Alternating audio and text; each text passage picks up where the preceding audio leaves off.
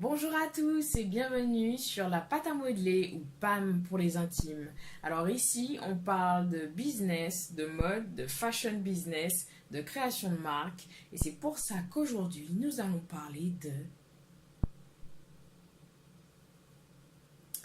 pâte à modeler. Pourquoi la pâte à modeler?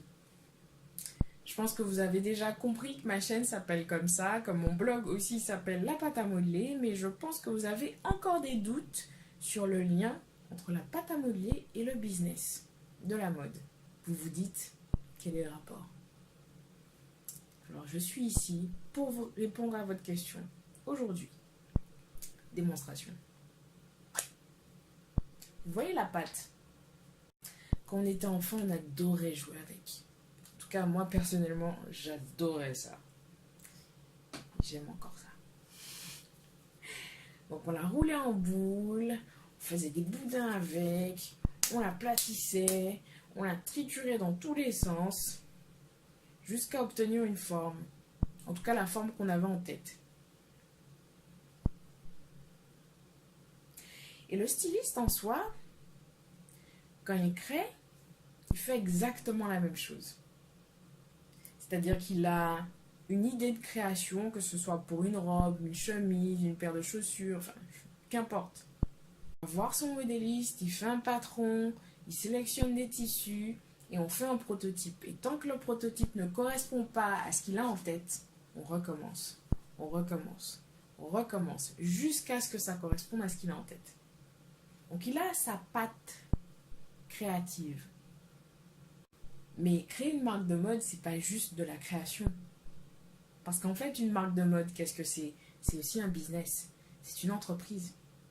Je me suis demandé s'il n'y avait pas une patte business qui était manipulable,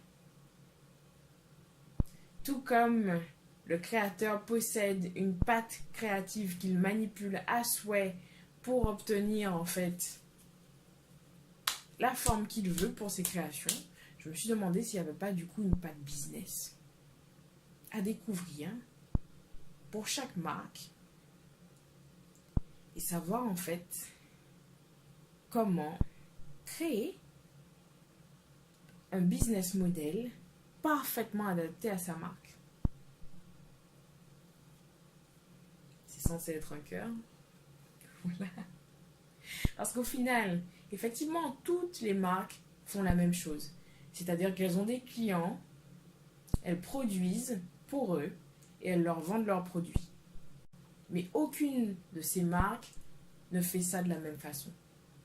Donc elles ont toutes su s'approprier une façon classique de faire fonctionner leur business. Elles ont toutes su se l'approprier de façon à ce que ça corresponde vraiment à leur marque, à leur valeur, à leur esprit. Et c'est ça en fait qu'il faut découvrir.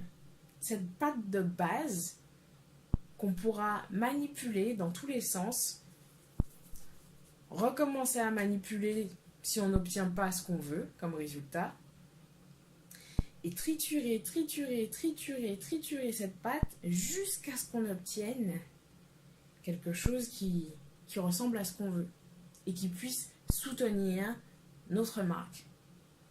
Que ce sera une pâte business qui donnera lieu, qui créera en fait un business model qui est fort, qui est soutenable pour la marque et qui lui permet d'être rentable. Parce qu'au final, c'est ce que tout le monde veut. En tout cas, tous ceux qui se lancent dans la création de marque. D'où la pâte à modeler. Donc, je vais vous apporter de la pâte une fois par semaine. De la pâte, de la pâte, de la pâte. Et à chaque fois, vous en obtiendrez un peu plus, un peu plus, un peu plus. Vous aurez une grosse boule de pâte que vous pourrez manipuler dans tous les sens, triturer, bref, vous avez compris, pour obtenir un business model parfaitement adapté à la marque que vous voulez créer. Voilà, voilà. Donc j'espère que ça vous a plu. Et je vous dis à la semaine prochaine pour plus de pâtes. Ciao.